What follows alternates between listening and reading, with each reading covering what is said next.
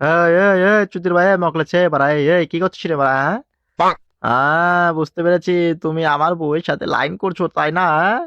তাই তো বলি, আমার বেবি প্রতিদিন এই নতুন নতুন শাড়ি, নতুন নতুন চুড়ি, গহনা, মাথার ক্লিপ, নতুন নতুন চিরুনি, এগুলো কোথায় পায়? হ্যাঁ চুদির ভাই, তুমি এগুলো দাও তাই না, হ্যাঁ? আমি তো এগুলো দিই না। বাড়া, আমার থেকে তোমার বেশি আদর যত্ন তাই না, হ্যাঁ?